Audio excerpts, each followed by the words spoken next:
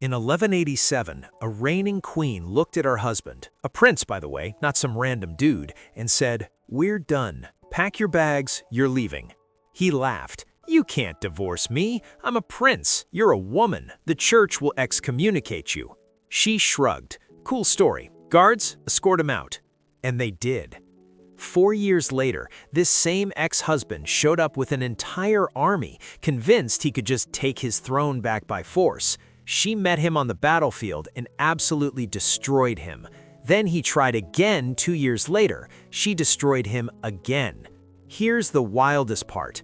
26 years after she died, the church made her a saint. Not despite the divorce and the warfare, apparently because of it. Meet Queen Tamar of Georgia, the woman who said screw the rules, conquered half the Caucasus, built a golden age, and somehow convinced everyone she was holy while doing it. This story is buck wild. Let's go. Okay, quick geography lesson, because I know what you're thinking. Georgia? Like Atlanta? No, the other Georgia. The one sandwiched between the Black Sea, the Caspian Sea, and about 17 different empires that want to invade it. Mountains, ancient kingdoms, the Caucasus region. It's 1184. King George III just died. His heir is his daughter, Tamar, age 24. Now here's the thing. Tamar had technically been co-ruling since she was 18. She wasn't some sheltered princess. She'd been sitting in on council meetings, making decisions, learning statecraft. She was qualified. But the Georgian nobles looked at her and went, "Yeah, but you're a girl. When's the actual king showing up?" And Tamar said something that absolutely broke their brains. "I am the king." Not queen, king. See, in Georgian, the word for queen, dedopali, literally means the king's wife. It's not a ruling title, it's a spouse title. The word for ruler is mepe, king, masculine. So Tamar just took it, started using the masculine title. "I'm the king of Georgia. Deal with it." The nobles tried to argue. She fired them. They complained. She fired their replacements. Within a year, 25-year-old Tamar had centralized more royal power than any Georgian ruler in decades. The nobles realized they'd massively underestimated her, so they switched tactics. "Fine, you can be king, but you have to get married. It's tradition, it's politics. You need an heir." Tamar probably rolled her eyes, but she agreed. Big mistake. Huge. The nobles presented their candidate. Prince Yuri of Rus. Russian royalty. Good bloodline. Strong political connections. Also, and nobody mentioned this part, a raging alcoholic with anger management issues. Yuri was a disaster from day one. He was violent, he was incompetent at governance, he publicly mocked Tamar in court, he picked fights with everyone. He was basically that guy at the party who gets drunk, starts arguments, and ruins everyone's night. Except he had political power. For 2 years, the Georgian court watched this train wreck unfold. The nobles were weirdly fine with it. Sure, he's terrible, but at least there's a man in charge now. Tamar was not fine with it. In 1187, she walked into the throne room and made an announcement. "I'm divorcing Yuri." The entire court went silent. One of the bishops stood up. "Your Majesty, you can't just... Divorce is a mortal sin. The church forbids." "The church can forbid whatever it wants. He's still leaving." "But the scandal..." "I literally do not care about the scandal. This man is incompetent, abusive, and embarrassing. He's gone." The nobles panicked.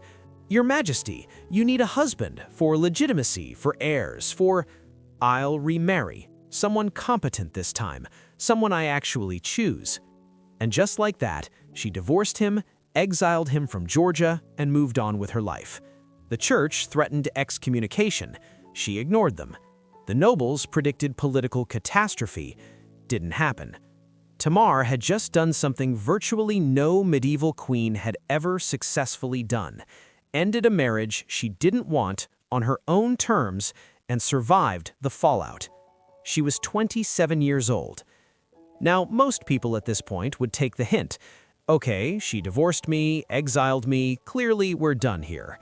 Yuri was not most people. So Tamar remarries in 1189. This time she chooses David Soslin, a Georgian Ossetian prince who's actually good at his job. He leads her armies, she handles governance. It's a functional partnership. They have kids, life is good, Georgia is thriving.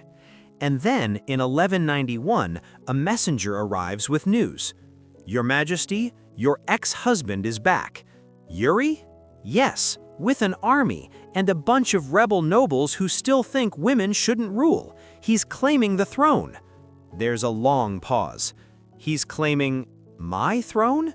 Yes, Your Majesty. The throne he lost when I divorced and exiled him? Correct. And he brought an army?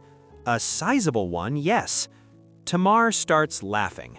Not a little chuckle, a full, genuine laugh. Okay, let's see how this goes for him. She sends David Soslin with her armies to intercept. The battle is not close. Yuri's forces get absolutely annihilated, crushed, humiliated. Yuri himself barely escapes. Most people would learn from this. Wow, I tried to conquer my ex-wife's kingdom and got destroyed. Maybe this isn't the move. Yuri tries again in 1193. Second rebellion, second army, same plan. Second catastrophic defeat. After that, Yuri vanishes from history entirely. Some sources say he died, others say he gave up and went into exile. Either way, he's done. Tamar's sitting on her throne like, anything else you want to try? No? We good now? Great.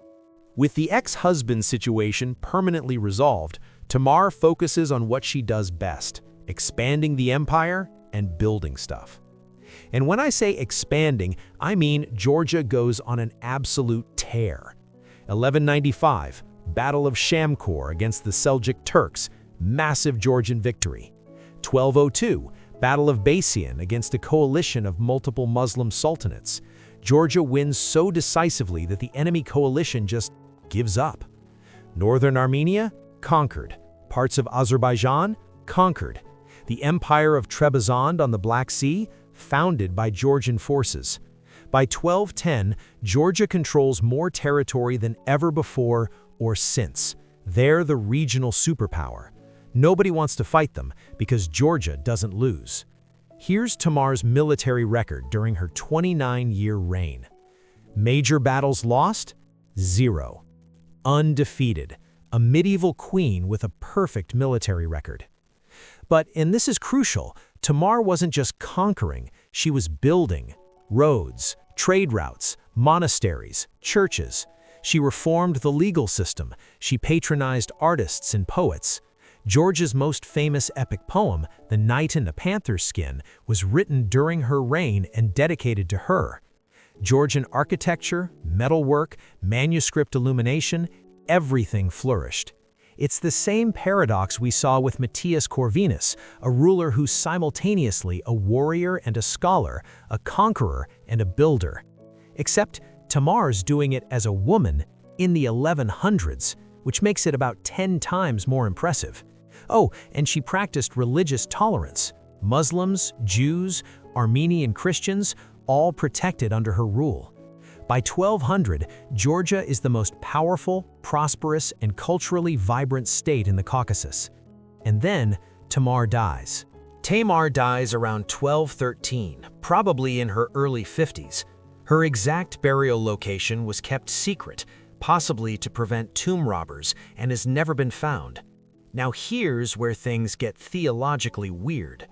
The Georgian Orthodox Church canonized her. Saint Queen Tamar, official saint, venerated, feast day on May 1st. Let's take a second to appreciate what the church just canonized. A woman who divorced her husband against church orders and exiled him. A military conqueror who killed thousands in battle. A ruler who refused traditional feminine roles and took a masculine title. Someone who repeatedly defied religious authority when it suited her.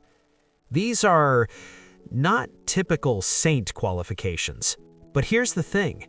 Tamar built churches. She promoted Christianity. She defended Christian lands. She was pious in her personal life. And, this is key, she won. Winners write history. Winners get canonized. The church looked at Tamar's record and basically said, look, she technically defied us on the divorce thing, but she also expanded Christian territory, built monasteries, patronized religious art, and made Georgia a Christian powerhouse. We're calling it a win.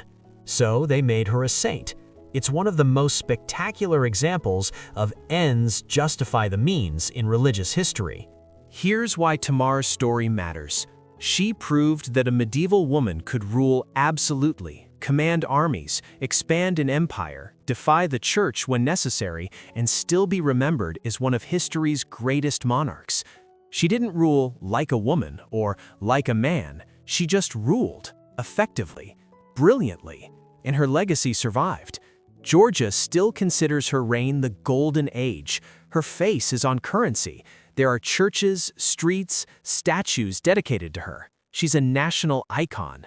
The lesson isn't, be nice and people will respect you. The lesson is, be competent, crush your enemies, build cool stuff, and people will remember you for 1,000 years.